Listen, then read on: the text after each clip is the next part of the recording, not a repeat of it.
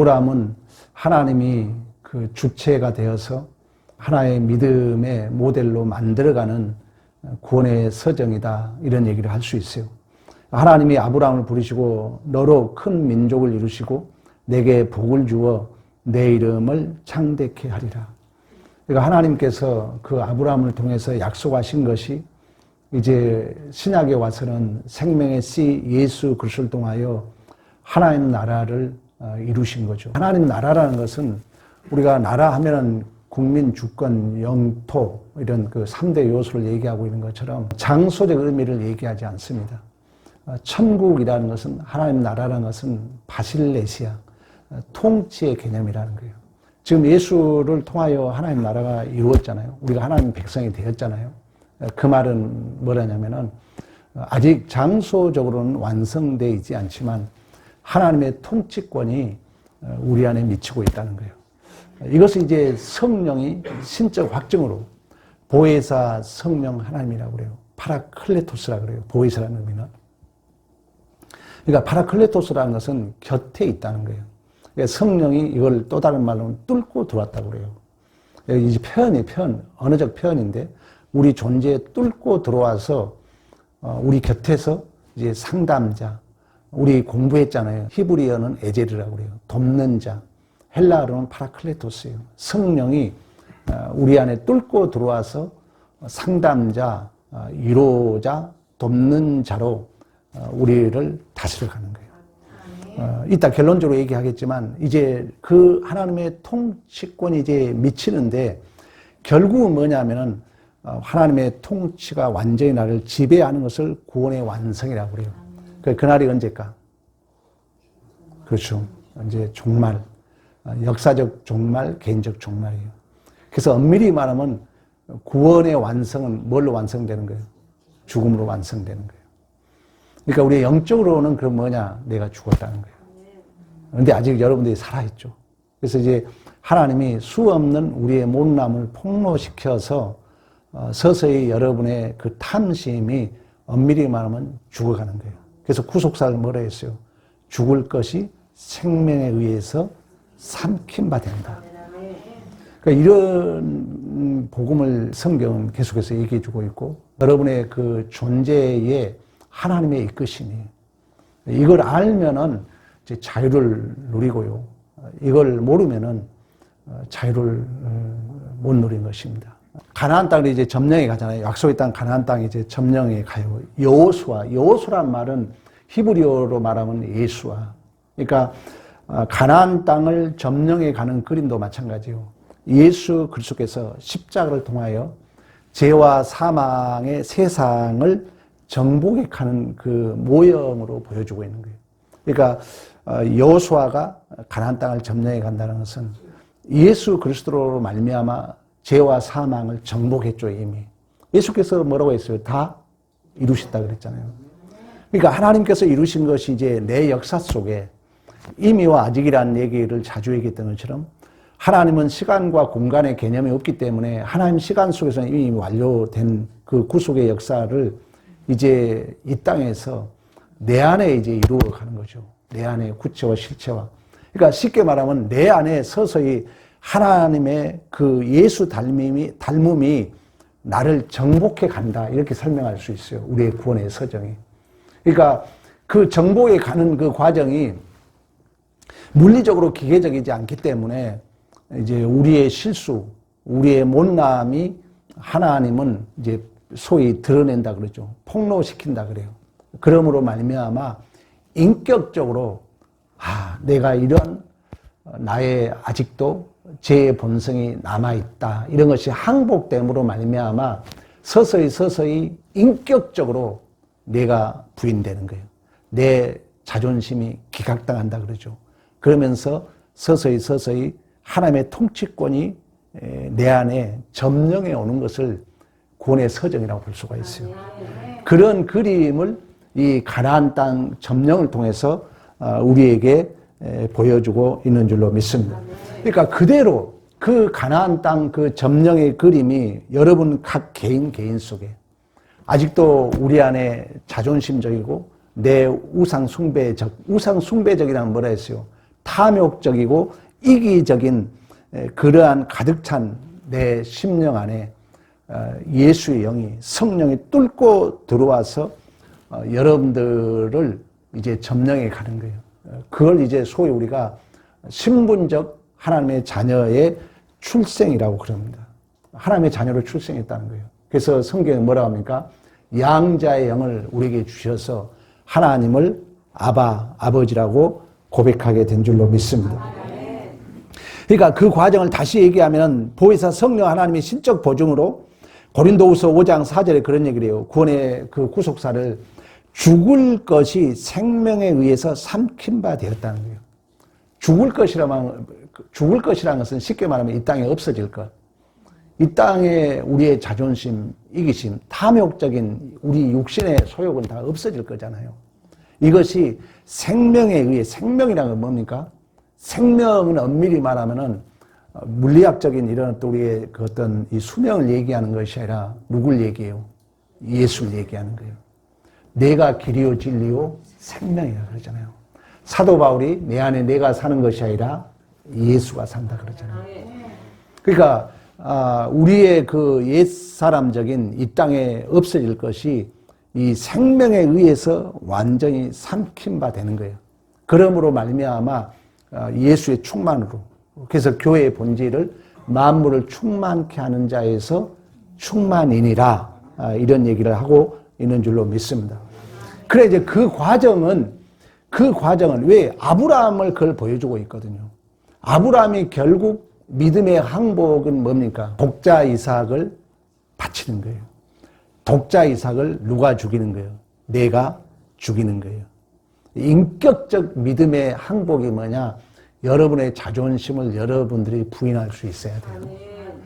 신앙생활 하다 보면 이때 우리의 참 위로는 이제 예수를 바라보는 거죠. 우리 주님이 모든 것을 다 내줬던 것처럼. 신앙이라는 것이 모든 답은 진정한 길이요 진리요 생명 대신 누구를 기준해야 돼요? 예수를 기준해야 된다는 거예요. 그래서 구원의 서정은 결국 이제 예수가 천국은 침노를 당한다 그러잖아요. 예수가 내 안에 뚫고 들어와서 내 자존심을 얼마나 점령해 가느냐, 내 이기심과 내 탐심을 얼마나 여러분들이 내어줄 수 있느냐가 신앙의 실존이라는 거예요. 그게 없다면 그건 믿음 생활이 아니에요.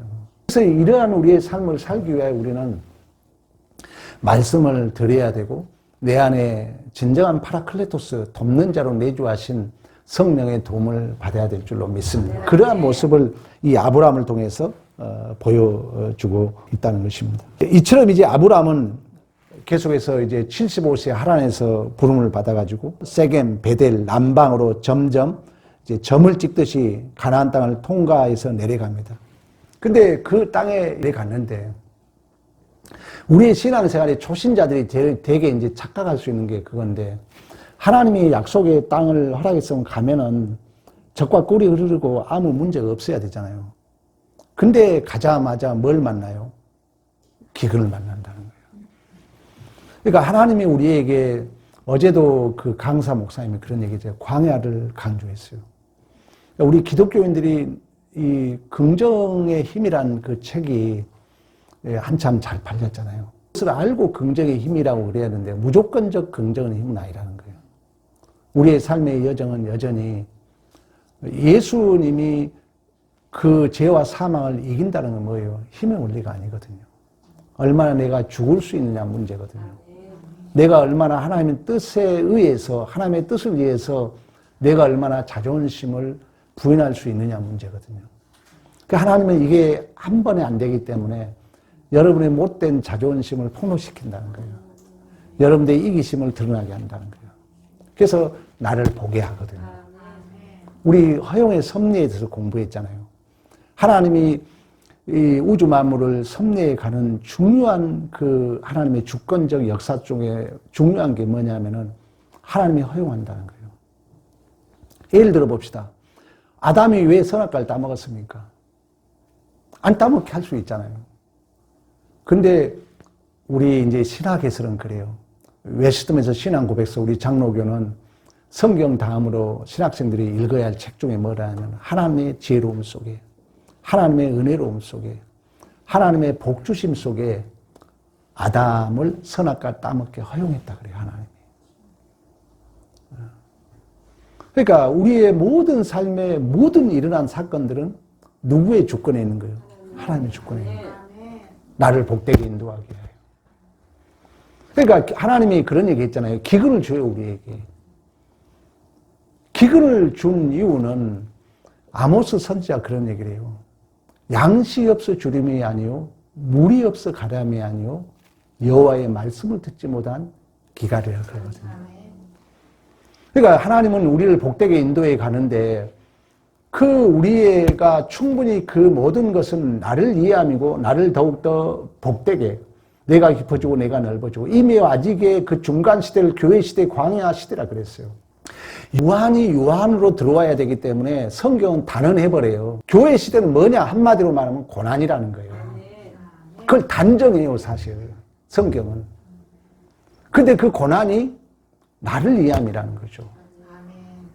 나를 이해함이라는 거예요. 그러면 이 나를 이해함이라는 것이 해석이 되려면은 말씀과 성령이 우리에게 도와준다는 거예요. 그래서 하나님이 나를 위해서 준 기갈인데 그 기갈을 네가 못 받아들인 이유는 너가 그 기갈을 나에게 명예롭고 복 있는 기회로 줬는데 그걸 기갈로 느끼고 있다는 것은 너의 부족은 뭐의 부족이다? 말씀의 부족이라는 거예요. 그래서 이 기갈을 하나님이 은혜로 줬는데 이 기갈을 기갈로 너가 느끼고 있다면 너는 양식이 없어 주림이 아니요 물이 없어 가람이 아니요 뭐의 기갈이다? 말씀의 기갈이다. 그러니까 우리가 말씀을 바로 듣는 게 중요하다는 것입니다. 말씀이 우리의 양식이기 때문에. 지금 사실 이 아브라함도 마찬가지예요. 이제 이 기근을 주니까 당장 어디로 도망갑니까? 애굽으로 도망가요. 10절. 그 땅에 기근이 들었으니 아브라함이 애굽에 거류하려고 그리로 내려갔으니 이는 그 땅에 기근이 심함이라. 애굽으로 도망간 거예요, 사실. 더 좋은 것을 위해서. 내려갔다는 의미는 신앙이 내려갔다는 거예요. 신앙이 올라가는 신앙이 돼야 되는데. 그 삼손이 그러잖아요. 삼손이 어디로 내려가요? 딥나로 내려가요. 이 내려갔다는 의미는 야라드란 그 히브리어인데 우리의 신앙의 하향 곡선을 표현할 때 내려갔다 그래요. 우리의 신앙이 올라가야 되는데 내려갔다는 거예요. 하나님은 우리에게 복으로 줬음에도 불구하고 내 믿음이 없으면 우리는 내려갈 수밖에 없어요. 누가 또 그럽니까? 요나가 그러잖아요. 요나가 어디로 내려갔다 그래요? 요바로 내려갔다 그래요. 삼손이 결국 딥나로 내려가서 누구를 만나요? 그렇죠. 딜라를 만나서 두 명이 뽑히잖아요. 하나님이 우리에게 복으로 줬음에도 불구하고 우리에게 진정한 말씀의 기갈이 되면 그 해석이 안 되니까 우리의 신앙이 내려갈 수밖에 없다는 거예요. 우리는 지난주부터 그런 공부했잖아요. 광야는 우리를 위한 시험장이다. 기억나죠? 아까 제가 허용의 섭리에 대해서 얘기했던 것처럼 하나님이 광야를 이끄는 목적이 뭡니까? 너를 40년 이끄는 걸 기억해라. 너를 겸손하게 하고. 허용의 섭리가 뭐라고요? 겸손하기 위함이에요. 내 죄를 보고 하나님이 여러분들에게 죄를 폭로시키는 이유는 뭐냐면은 내 안에 이런 것이 있다고 보고 진실로 자각하고 겸손하기 위하여. 그리고 하나님의 말씀에 순종하도록. 그리고 또 다른 그런 시험이 있을 때 이기도록. 광야를 이끄는 목적도 마찬가지예요. 신명기 8장 우리 이미 공부했잖아요. 널 겸손하게 하고 말씀을 순종하는지 안 순종하는지 내가 보게 하게 하고 사람이 떡으로 사는 것이 아니라 여호와의 입에서 나오는 하나님의 말씀으로 살기 위하여 하나님 우리를 광야로 인도한다는 거예요. 그런데 그걸 모르게 되면은 우리의 신앙은 올라가는 신앙이 아니라 뭐라고요? 내려가는 신앙이 된다는 거예요. 내려가는 신앙이 되면은 우리의 마음이 불안해요. 불안하게 되면요, 의심해요, 의심. 믿음이 없으면 의심한다고요. 여러분 절대 의심하면 안 돼요. 이제 아브라함이 오늘 본문에 그러는 거예요. 이제 더 좋은 기근 때문에 더 좋은 것을 위해서 애굽으로 내려가지만 두려움이 엄습해 옵니다. 두려움이 엄습해요. 당시에 애굽의 풍습은 아리따운 여자가 있으면 힘으로 뺏는 거예요. 고대 풍습은. 그리고 남편이 있는 아내는 뺏어오면 남편이 보복할까 봐서 남편을 죽이고 그 여자를 뺏어오는 거예요. 그걸 이제 이 아브라함은 알고 있었어요. 그러니까 이 본문 문맥상으로 보면은 애굽 왕이 아브라함의 아내를 빼앗습니까? 아니면 아브라함이 먼저 속이고 바칩니까? 아브라함이 먼저 속이고 바친 거예요. 먼저 의심하고 먼저 생각한 거예요. 왜? 믿음이 떨어지니까. 오늘 본문은 여러분 봐봐요. 자, 봐보세요. 아브라함이 12절 애굽 사람이 그대를 볼 때 이르기를 이는 그의 아내라 하여 나를 죽이고 그대를 살리리니 원하건대 그대는 나의 누이되리라. 그러면 내가 그대로 말미암아 안전하고 내 목숨이 그대로 말미암아 보존되리라. 그리고 아브라함은 부자가 돼요. 여러분 하나님의 은혜가 없으면요 우리는 티끌만치도 내가 스스로 만들 의는 있는 거예요, 없는 거예요? 없는 거예요. 그래서 기독교 신앙은 너무 고급하다니까요. 하찮은 윤리 도덕이 아니에요. 제발 기독교 신앙은 여러분 신의 성품이에요. 신의 성품. 이걸 꼭 아셔야 돼요, 여러분들이. 그래서 여러분 스스로도 격을 높여야 돼요. 그래, 하나님의 은혜가 없으면 내 아내를 팔아먹는 거예요.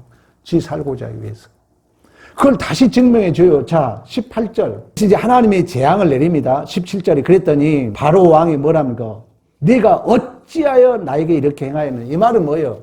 아브라함이 속였다는 거예요? 바로 왕이 힘으로 빼앗았다는 거예요? 아브라함이 속인 거죠. 계속해서 그 얘기 하잖아요. 어찌하여 18절 하반절 그를 내 아내라고 내게 말하지 아니하였느냐. 아브라함은 먼저 믿음이 떨어지니까 의심하고 변명하고 속이고 온갖 죄악을 다 저지른 거예요. 믿음이 떨어지는 우리의 믿음은 하얀 곡선. 하얀 곡선의 이름은 의심합니다. 변명합니다. 핑계합니다. 믿음의 문제예요. 모든 것은 나의 문제입니다, 여러분. 우리 기독교인들의 첫째 고급함은 뭐냐? 절대 남에게 핑계하지 않는다는 거예요. 꼭 지켜야 돼요. 변명하고 싶죠? 이 깨물어야 돼요. 피가 나도 혀를 깨물어야 돼요. 내가 책임져야 돼요. 그래야 교회가 부흥되죠. 우리는 절대 누구에 핑계하지 맙시다. 저도 노력하겠습니다. 잘 안 되지만. 그러니까 이 본문은 결국 제가 노아에 대한 얘기도 그랬잖아요. 하나님이 노아의 마지막은 뭔 모습이었어요? 벌거벗음으로 완전히 티끌로 내려버려요. 하나님은 순간순간 여러분들의 그 못남이 드러난 건 뭐예요? 너는 은혜 없어. 너 존재가 그런 존재라는 거예요. 그렇다고 우리는 누구를 변명할 수 없고 핑계할 수 없고 모든 게 하나님의 은혜인 줄로 믿습니다. 내가 무엇을 알고 있다면, 내가 무엇을 가졌다면 최고의 지식은 여러분 이거야. 최고의 지식은 뭐냐? 내가 무엇을 알고 있다면, 내가 무엇을 소유했다면 이 모든 것은 내가 만들어낸 것이 아니라 누군가 타자로부터 주어졌고 그 누군가가 창조주 하나님이신 줄로 믿습니다. 꼭 기억하셔야 돼요. 결국 이 아브라함의 이 폭로도 마찬가지예요. 여러 가지 메시지도 있지만 노아가 벌거벗음으로 너는 그런 존재야. 너는 영웅이 아니야. 아브라함도 마찬가지예요. 믿음의 조상이지만 믿음의 모델이지만 주체는 여전히 누구라 그랬어요? 하나님이라는 거예요. 꼭 기억해야 돼요, 여러분. 흙으로 인간을 창조했어요. 생기를 넣었더니 생명이 된 거예요. 하나님의 생기가 떠나면 우리는 다시금 뭘로 내려가는 거예요? 뒷거리야. 우리는 흙에 불과해요. 먼지에 불과해요. 여러분 보셨잖아요. 며칠 전에 김수미 씨 바람같이 사라지잖아요. 우리의 존재도 그렇습니다. 그렇지만 하나님께서는 이제 다시금 사레와 아브라함을 구출하기 위하여 17절 바로의 그 집에 큰 재앙을 하나님이 내리신 거예요. 이 큰 재앙을 내렸다는 것은 매로 때렸다는 거예요. 이제 이러한 아픔을 겪고 지난주에도 얘기했던 것처럼 아브라함은 깊어지는 거예요. 아브라함은 넓어지는 거예요. 우리는 어떤 것도 우리에게 손해가 없는 줄로 믿습니다. 목적은 뭐라고요? 내가 깊어지는 거예요. 신앙의 목적은 뭐라고요? 내가 깊어지는 거예요. 여러분들이 확인해야 돼. 황 목사를 만나고 주임 선교에 왔는데 여러분 마음이 정말 깊어지고 있냐는 얘기예요. 여러분 마음이 더욱더 넓어지고 있냐는 얘기예요. 이게 아니다 하면 여러분 미안한 얘기지만 신앙생활 거꾸로 하고 있는 거예요. 아직도 내 그릇이 안 커졌다는 것은 그분은 멈춰 있는 거예요. 어떤 설교를 들어도 한 번도 흔들림을 경험하지 못하고 간 사람이야. 고정관념에 지옥에 갇혀 있는 사람이에요. 신앙의 목적은 반드시 내가 내 탐심이 내 욕심이 생명에 의해서 삼킨 바 되는 예수의 충만으로 내가 깊어지고 내가 넓어져야 될 줄로 믿습니다. 아브라함이 이제 이걸 겪고 나서 13장에 가면 양들이 많아져서 다툼이 일어나요. 그때 뭐라 합니까? 네가 자하면 나는 우하고 네가 우하면 나는 자하리라. 아브라함의 변한 모습이죠. 그러나 여러분 그게 전부가 아니에요. 이제 세월이 25년이 흐릅니다. 여러분 끝까지 하나님은 죽을 때까지 하나님이 추적하는 건 뭐냐? 성경이 여러분들 추적한 건 뭐냐? 죽을 때까지 너는 은혜 없으면 너는 뒷글에 불과하다. 아멘. 끝까지 그걸 추적해야 성경은. 그래서 25년 후에 아브라함이 또다시 속일까 안 속일까? 속여요. 또 아브라함은 여러분 창세기 한번 찾아볼까요? 20장으로 가보면 2절 그의 아내 사라를 자기 누이라고 하였으므로 그랄 왕 아비멜렉이 사람을 보내어 사라를 데려갔더니 또 속인 거예요. 여러분 끝까지 죽을 때까지 우리는 모든 게 누구의 은혜라고요? 하나님의 은혜라는 거예요. 그걸 하나님 황복에 받아내는 거예요. 그뿐만 아닙니다. 나중에 50년이 흘러요. 그러면 이삭은 어떨까? 아들은 어떨까? 여러분 못난 모습은 누가 닮아간다고요? 자녀가 닮아갑니다. 저도 우리 애들 볼 때마다 가슴을 쳐요. 하나님, 내가 좀 더 젊었을 때 바르게 살았더라. 내가 애들에게 바르게 가르쳤더라. 똑같이 아들이 속여요. 찾아봐요.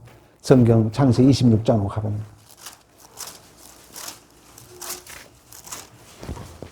26장 7절 그곳 사람이 그의 아내에 대하여 물으며 그가 말하기를 그는 내 누이라 하였으니 리브가는 보기에 아리따우므로 그뭇 백성이 리브가로 말미암아 자기를 죽일까요? 그는 내 아내라 하기를 두려워함이더라. 아멘.